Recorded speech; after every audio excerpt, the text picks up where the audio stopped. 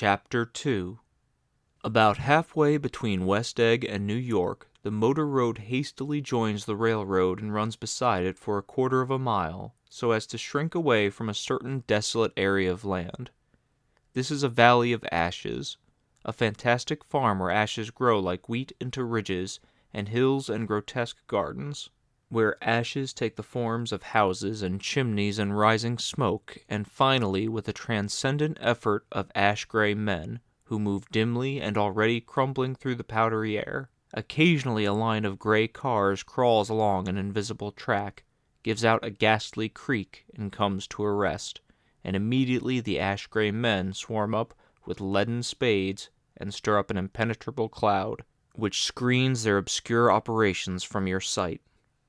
But above the gray land and the spasms of bleak dust which drift endlessly over it, you perceive, after a moment, the eyes of Dr. T.J. Eckelberg. The eyes of Dr. T.J. Eckelberg are blue and gigantic. Their retinas are 1 yard high. They look out of no face, but instead from a pair of enormous yellow spectacles, which pass over a non-existent nose. Evidently some wild wag of an oculist set them there to fatten his practice in the borough of Queens, and then sank down himself in eternal blindness, or forgot them and moved away. But his eyes, dimmed a little by many paintless days, under sun and rain, brood on over the solemn dumping ground. The Valley of Ashes is bounded on one side by a small foul river, and, when the drawbridge is up to let barges through, the passengers on waiting trains can stare at the dismal scene for as long as half an hour. There is always a halt there of at least a minute, and it was because of this that I first met Tom Buchanan's mistress. The fact that he had one was insisted upon wherever he was known. His acquaintances resented the fact that he turned up in popular cafes with her, and, leaving her at a table, sauntered about, chatting with whomsoever he knew. Though I was curious to see her, I had no desire to meet her, but I did. I went up to New York with Tom on the train one afternoon, and when we stopped by the ash heaps he jumped to his feet, and, taking hold of my elbow, literally forced me from the car. "We're getting off," he insisted. "I want you to meet my girl." I think he'd tanked up a good deal at luncheon, and his determination to have my company bordered on violence. The supercilious assumption was that on Sunday afternoon I had nothing better to do. I followed him over a low whitewashed railroad fence, and we walked back 100 yards along the road under Doc Eckelberg's persistent stare. The only building in sight was a small block of yellow bricks sitting on the edge of the wasteland, a sort of compact Main Street ministering to it, and contagious to absolutely nothing. One of the 3 shops it contained was for rent, and another was an all-night restaurant approached by a trail of ashes. The third was a garage. Repairs. George B. Wilson. Cars bought and sold. And I followed Tom inside. The interior was unprosperous and bare. The only car visible was the dust-covered wreck of a Ford which crouched in a dim corner.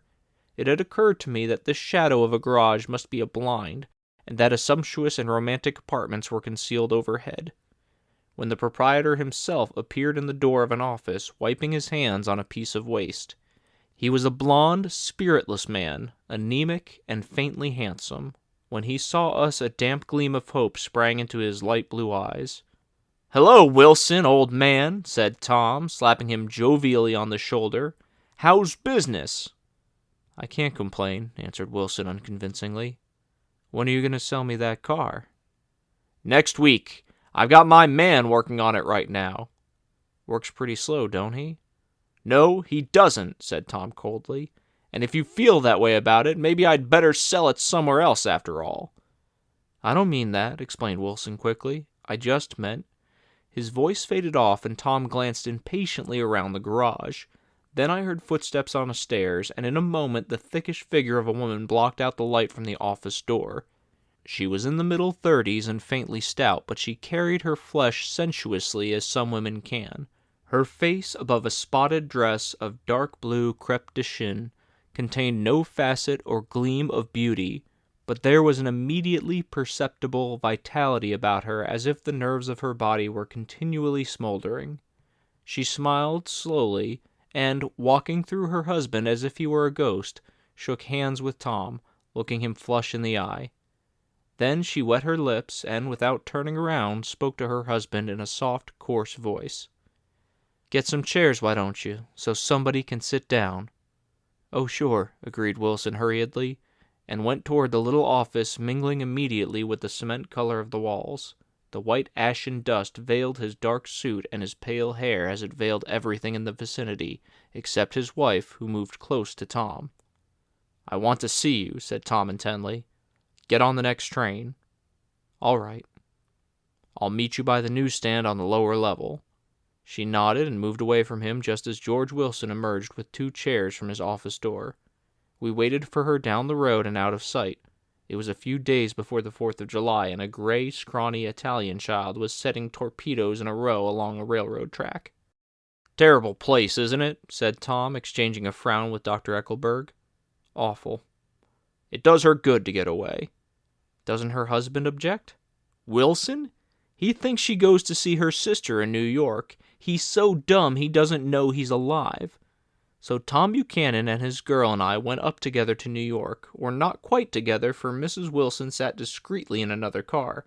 Tom deferred that much to the sensibilities of those East Eggers who might be on the train. She had changed her dress to a brown-figured muslin, which stretched tight over her rather wide hips as Tom helped her to the platform in New York. At the newsstand she bought a copy of Town Tattle and a moving picture magazine, and in the station drugstore some cold cream and a small flask of perfume. Upstairs in the solemn, echoing drive she let 4 taxicabs drive away before she selected a new one, lavender-colored with gray upholstery, and in this we slid out from the mass of the station into the glowing sunshine. But immediately she turned sharply from the window and, leaning forward, tapped on the front glass. "I want to get one of those dogs," she said earnestly. "I want to get one for the apartment.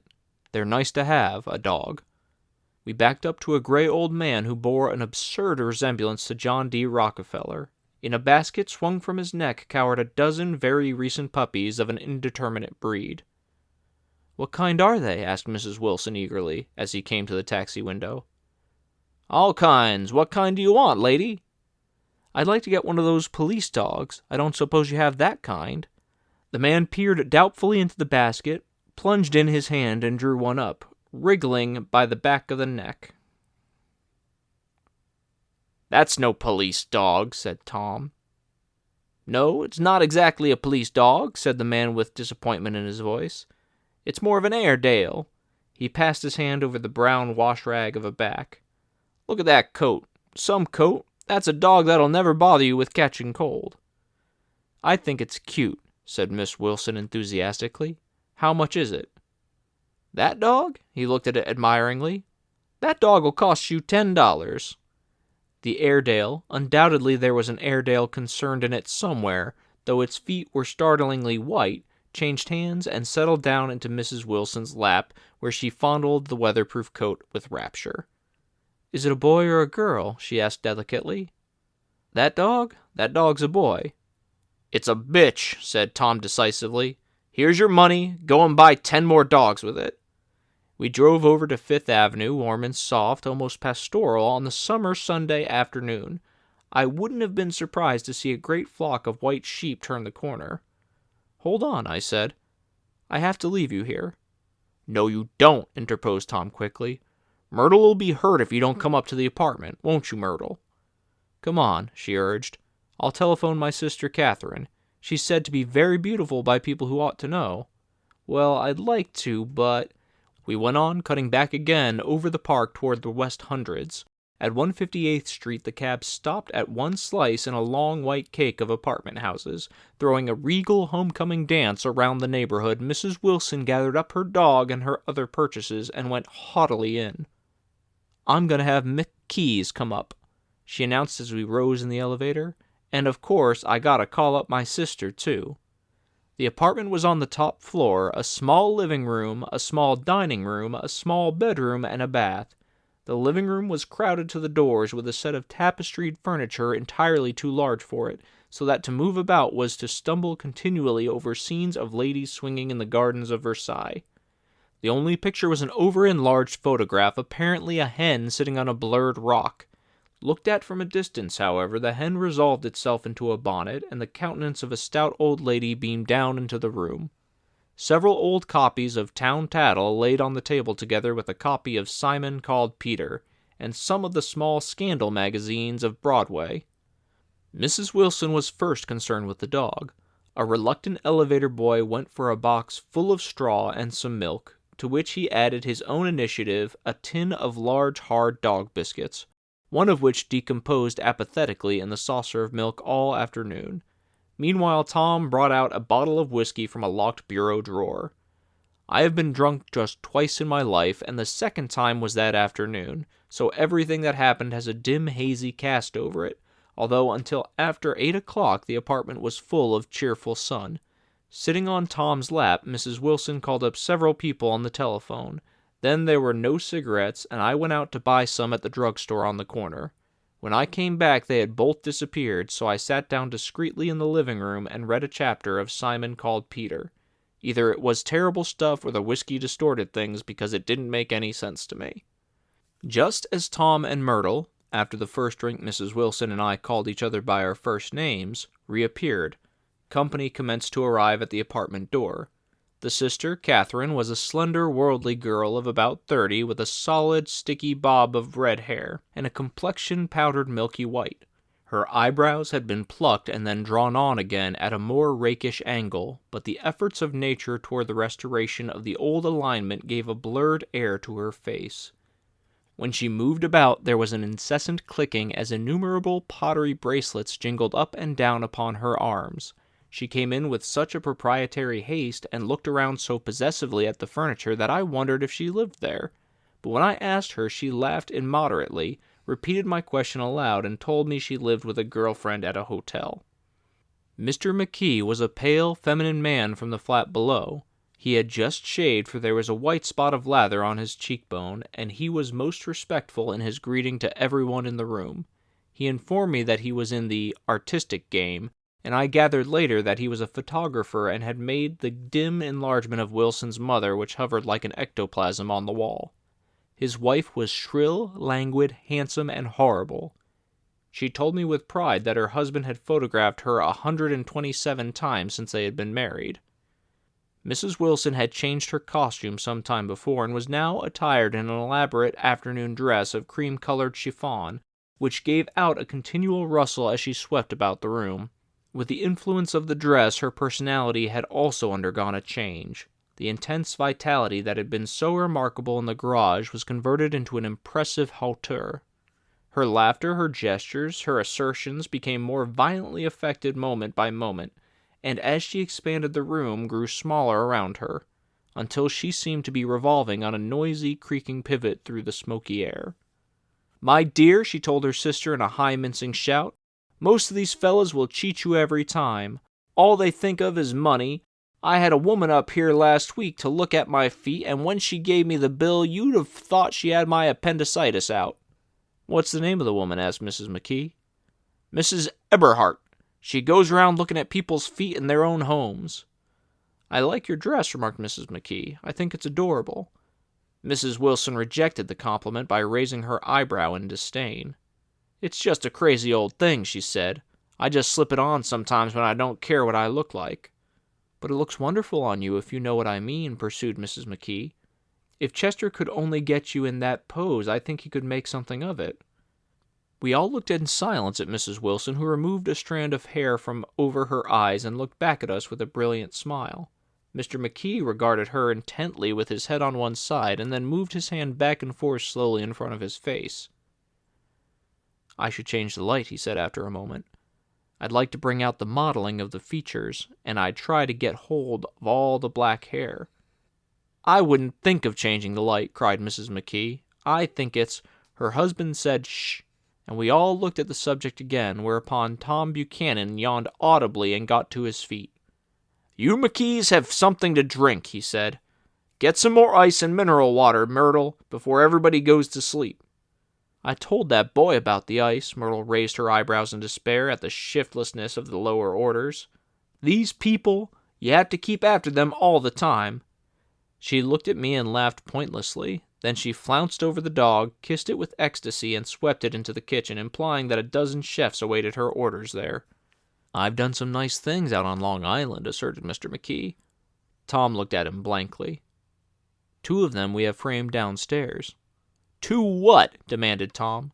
"2 studies. One of them I call Montauk Point, the Gulls, and the other I call Montauk Point, the Sea."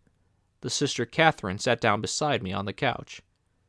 "Do you live down on Long Island, too?" she inquired. "I live at West Egg." "Really? I was down there at a party about a month ago, at a man named Gatsby's. Do you know him?" "I live next door to him." "Well, they say he's a nephew or cousin of Kaiser Wilhelm's. That's where all his money comes from." "Really?" She nodded. "I'm scared of him. I'd hate to have him get anything on me." This absorbing information about my neighbor was interrupted by Mrs. McKee's pointing suddenly at Catherine. "Chester, I think you could do something with her," she broke out, but Mr. McKee only nodded in a bored way and turned his attention to Tom. "I'd like to do more work on Long Island, if I could get the entry. All I ask is that they should give me a start." "Ask Myrtle," said Tom, breaking into a short shout of laughter as Mrs. Wilson entered with a tray. "She'll give you a letter of introduction, won't you, Myrtle?" "Do what?" she asked, startled.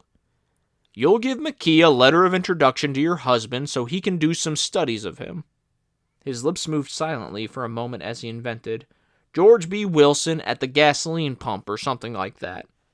Catherine leaned close to me and whispered in my ear, "Neither of them can stand the person they're married to." "Can they?" "Can't stand them." She looked at Myrtle and then Tom. "What I say is, why go on living with them if they can't stand them? If I was them, I'd get a divorce and get married to each other right away." "Doesn't she like Wilson either?" The answer to this was unexpected. It came from Myrtle, who had overheard the question, and it was violent and obscene. "You see," cried Catherine triumphantly. She lowered her voice again. "It's really his wife that's keeping them apart. She's a Catholic, and they don't believe in divorce." Daisy was not a Catholic, and I was a little shocked at the elaborateness of the lie. "When do they get married?" "When they do get married," continued Catherine, "they're going west to live for a while until it blows over. It'd be more discreet to go to Europe." "Oh, do you like Europe?" she exclaimed surprisingly. "I just got back from the Monte Carlo." "Really?" "Just last year. I went over there with another girl." "Stay long?" "No, we just went to Monte Carlo and back. We went by way of Marseille. We had over $1,200 when we started, but we got gypped out of all of it in 2 days in the private rooms. We had an awful time getting back, and I can tell you, God, how I hated that town." The late afternoon sky bloomed in the window for a moment like a blue honey of the Mediterranean. Then the shrill voice of Mrs. McKee called me back into the room. "I almost made a mistake, too," she declared vigorously. "I almost married a little kike who'd been after me for years. I knew he was below me. Everybody kept saying to me, 'Lucille, that man's way below you.' But if I hadn't met Chester, he'd have got me sure." "Yes, but listen," said Myrtle Wilson, nodding her head up and down. "At least you didn't marry him." "I know I didn't." "Well, I married him," said Myrtle ambiguously, "and that's the difference between your case and mine." "Why did you, Myrtle?" demanded Catherine. "Nobody forced you to." Myrtle considered. "I married him because I thought he was a gentleman," she said finally. "I thought he knew something about breeding, but he wasn't fit to lick my shoe." "You were crazy about him for a while," said Catherine. "Crazy about him?" cried Myrtle incredulously. "Who said I was crazy about him? I never was any more crazy about him than I was about that man there." She pointed suddenly at me, and everyone looked at me accusingly. I tried to show by my expression that I expected no affection. "The only crazy I was when I married him. I knew right away I made a mistake. He borrowed somebody's best suit to get married in, and never even told me about it, and the man came after it one day when he was out. 'Oh, is that your suit?' I said. This is the first I ever heard about it. But I gave it to him, and then I lay down and cried to beat the band all afternoon." "She really ought to get away from him," resumed Catherine to me. "They've been living over that garage for 11 years, and Tom's the first sweetie she ever had." The bottle of whiskey, a second one, was now in constant demand by all present, excepting Catherine, who felt just as good on nothing at all. Tom rang for the janitor and sent him for some celebrated sandwiches, which were a complete supper in themselves. I wanted to get out and walk eastward toward the park through the soft twilight, but each time I tried to go I became entangled in some wild, strident argument which pulled me back, as if with ropes, into my chair. Yet high over the city our line of yellow windows must have contributed their share of human secrecy to the casual watcher in the darkening streets, and I saw him too, looking up and wondering. I was within and without, simultaneously enchanted and repelled by the inexhaustible variety of life. Myrtle pulled her chair close to mine, and suddenly her warm breath poured over me the story of her first meeting with Tom. It was on the two little seats facing each other that are always the last ones left on the train. I was going up to New York to see my sister and spend the night. He had on a dress suit and patent leather shoes, and I couldn't keep my eyes off him. But every time he looked at me, I had to pretend to be looking at the advertisement over his head. When we came into the station, he was next to me, and his white shirt front pressed against my arm, and so I told him I'd have to call a policeman, but he knew I lied. I was so excited that when I got into a taxi with him, I didn't hardly know I was getting into a subway train. All I kept thinking about over and over was, "You can't live forever, you can't live forever." She turned to Mrs. McKee, and the room rang full of her artificial laughter. "My dear," she cried, "I'm going to give you this dress as soon as I'm through with it. I've got to get another one tomorrow. I'm going to make a list of all the things I've got to get. A massage and a wave and a collar for the dog, and one of those cute little ashtrays where you touch a spring, and a wreath with a black silk bow for Mother's grave that'll last all summer. I've got to write down a list so I won't forget all the things I got to do." It was 9 o'clock. Almost immediately afterwards I looked at my watch and found it was 10. Mr. McKee was asleep on a chair with his fists clenched in his lap like a photograph of a man of action. Taking out my handkerchief, I wiped from his cheek the spot of dried lather that had worried me all the afternoon. The little dog was sitting on the table, looking with blind eyes through the smoke, and from time to time groaning faintly. People disappeared, reappeared, made plans to go somewhere, and then lost each other, searched for each other, found each other a few feet away. Sometime toward midnight, Tom Buchanan and Mrs. Wilson stood face to face discussing, in impassioned voices, whether Mrs. Wilson had any right to mention Daisy's name. "Daisy, Daisy, Daisy!" shouted Mrs. Wilson. "I'll say it whenever I want to. Daisy, Daisy!" Making a short, deft movement, Tom Buchanan broke her nose with his open hand.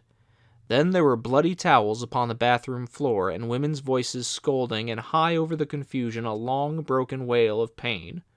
Mr. McKee awoke from his doze and started in a daze toward the door. When he had gone halfway, he turned around and stared at the scene, his wife and Catherine scolding and consoling as they stumbled here and there among the crowded furniture with articles of aid, and the despairing figure on the couch, bleeding fluently and trying to spread a copy of Town Tattle all over the tapestry scenes of Versailles. Then Mr. McCree turned and continued on out the door. Taking my hat from the chandelier, I followed. "Come to lunch some day," he suggested as we groaned down in the elevator. "Where?" "Anywhere." "Keep your hands off the lever," snapped the elevator boy. "I beg your pardon," said Mr. McKee with dignity. "I didn't know I was touching it." "All right," I agreed. "I'll be glad to." I was standing beside his bed, and he was sitting up between the sheets, clad in his underwear with a great portfolio in his hands. Beauty and the Beast, Loneliness, Old Grocery Horse, Brook and Bridge. Then I was lying half asleep in the cold lower level of the Pennsylvania station, staring at the Morning Tribune and waiting for the 4 o'clock train.